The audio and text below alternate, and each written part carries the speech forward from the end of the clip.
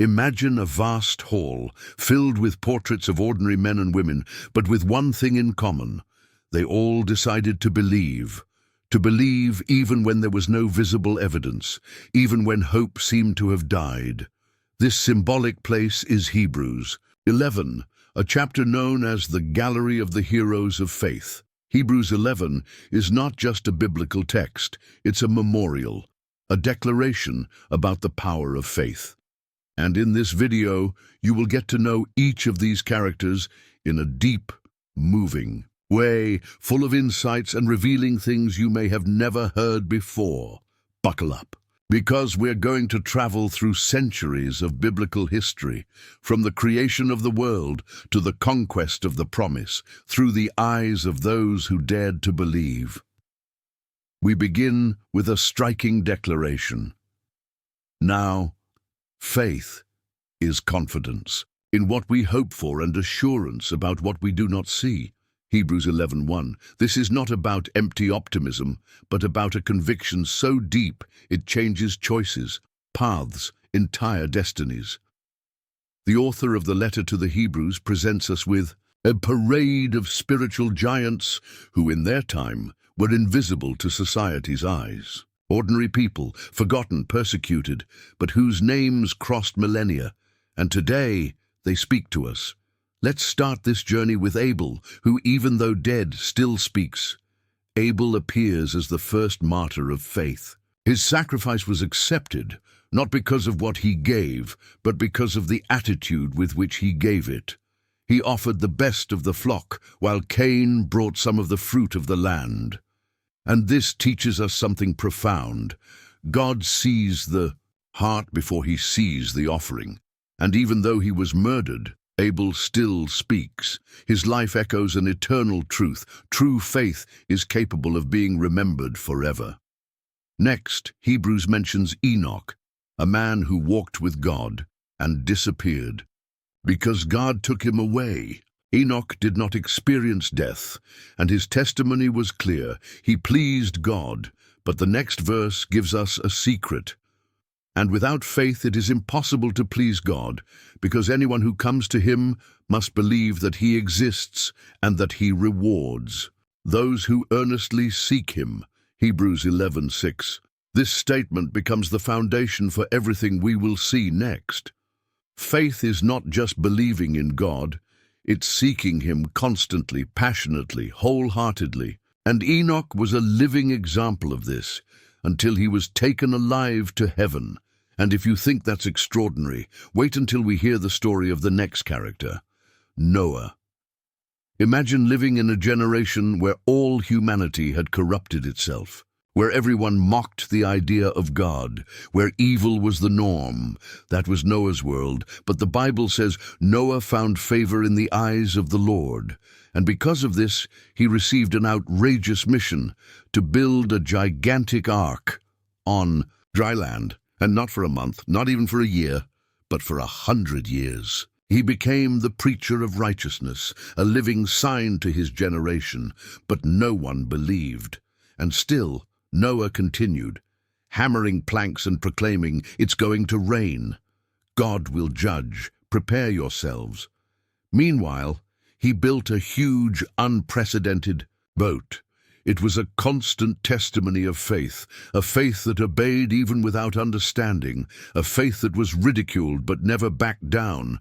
And then the heavens opened, the rain fell, the earth was covered by water, and only Noah and his family were saved. Why? Because he believed, because he obeyed when everything seemed like madness.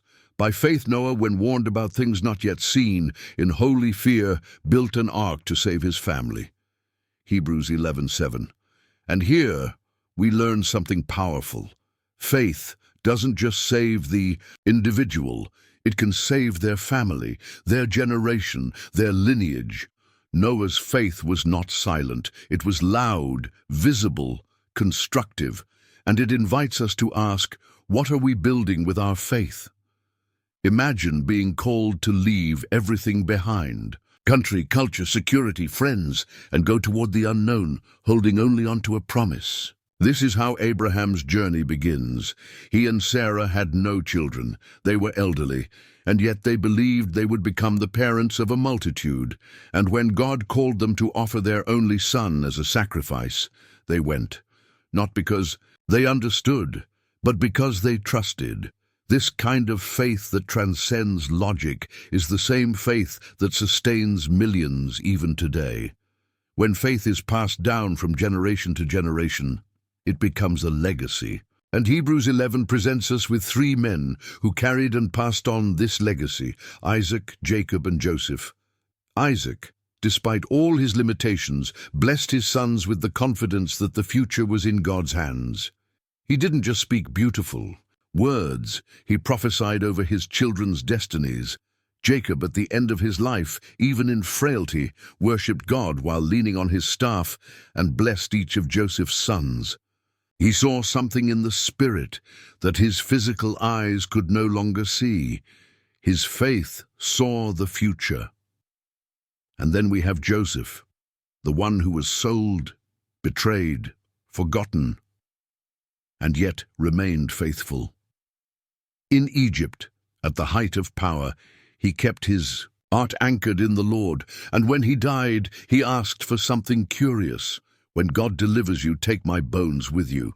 Joseph believed that the promise made to Abraham would come true, and even after death, he wanted to be present when the people left that land. That is faith that transcends time. These men teach us that faith is not just for miraculous moments. It's for everyday life, for blessings, for old age, for death, and above all, for blessing those who come after us. Imagine a Hebrew baby hidden along the banks of the Nile, a child whose life began in danger, but who, because of his parents' faith, escaped death. This is how the story of Moses, the deliverer of Israel, begins. By faith, Moses' parents hid him for 3 months after he was born because they saw he was no ordinary child, and they were not afraid of the king's edict. Hebrews 11:23. What led Amram and Jochebed to defy Pharaoh? What made them believe that this baby, among so many, was worth the risk? Faith. They didn't just see a child. They saw a purpose, and because of that, their courage began one of the greatest stories. In the Bible, Moses grew up in the palace. He received an Egyptian education, dressed like a prince, and was treated as royalty. But over time, he discovered his true identity, and when the moment came, he made a radical choice. By faith, Moses, when he had grown up, refused to be known. As the son of Pharaoh's daughter, Hebrews 11:24, he renounced his privileges. He chose to be counted among the Hebrew slaves rather than enjoy the fleeting pleasures of sin. He regarded disgrace for the sake of Christ as of greater value than the treasures of Egypt, because he was looking ahead to his reward. Verse 26. Here, we learn one of the deepest lessons about faith. It sees beyond the present. Faith is not just about miracles, it's about priorities. Moses traded palaces for tents, gold for dust. But he gained something no one in Egypt could offer: the calling of God. After being exiled, living in the desert, and seeing God in a burning bush, Moses returned to Egypt with a mission: to free the people of Israel. But how could he face the most powerful man on earth with just a staff? He didn't trust in himself. He trusted the voice he heard in the desert. The plagues came. Pharaoh resisted. The people groaned. But Moses pressed on. By faith he kept the Passover and the application of blood, so that the destroyer of the firstborn would not touch the firstborn of Israel. Hebrews 11:28. That was the decisive night, a night of deliverance and judgment. By faith, the blood of lambs saved thousands, and by faith the people marched toward freedom. But the challenge was not over. Ahead stood the Red Sea, behind the Egyptian army. And then Moses did the unthinkable. He stretched out his staff. By faith the people passed through the Red Sea as on dry land. Verse 29. The waters parted. The ground became firm. The impossible became a path. Moses didn't just free the people, he guided them, he taught them, he led them into God's presence on Mount Sinai. He received the tablets of the law, he interceded when the people fell, and he saw with his own eyes the glory of God. But he also faced challenges, ingratitude, rebellions, and even though he was faithful, he did not enter the promised land. Still, he is remembered as the great prophet, the mediator, the symbol of faithfulness. Moses' faith was not just noise and miracles. It was surrender, consistency, a daily commitment to the voice he heard in the fire. And the question that remains is, would you trust God enough to give up everything? Would you dare to step into the water before it parts? In the next section, we discover how Rahab, an unlikely woman, entered this sacred gallery and showed us that faith is also about redemption. Rahab was a woman with a label, prostitute. But when she heard about the God of Israel, her faith was awakened. She hid the spies in her house, risking her own life, and she was saved. More than that, she was included in the lineage of the Messiah. Gideon was an insecure farmer, hiding in a wine press, but God called him a mighty warrior. His faith wasn't instant. He asked for signs, he questioned, but in the end, he believed. And with just 300 men, he defeated a massive army. And then the author of Hebrews says, "And what more shall I say? I do not have time to tell about Barak, Samson, Jephthah, David, Samuel, and the prophets." And he introduces us to the unnamed heroes of faith, people whose names were not mentioned, but who, by faith, conquered kingdoms, administered justice, escaped the sword, shut the mouths of lions, endured imprisonment, beatings, stoning. Men and women who wandered in deserts, on mountains, in caves and holes in the ground, people of whom the world was not worthy. They were not seeking applause, but they were waiting for something better. And it is because of them, and because of Christ, that today we have access to the promise. We've reached the end of our journey through Hebrews 11. But in truth, this is not an end. It's a new beginning. Because now that we know these extraordinary men and women, we need to ask ourselves, what does their faith have to teach us? The first lesson is that faith is a choice. None of these heroes lived in easy times. None had ready-made answers. All of them faced uncertainties.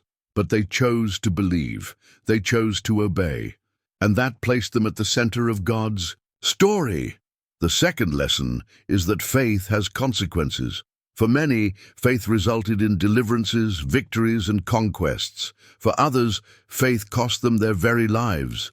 But the author of Hebrews is clear, none of them received the complete promise during their lifetime, because God had prepared something better for us.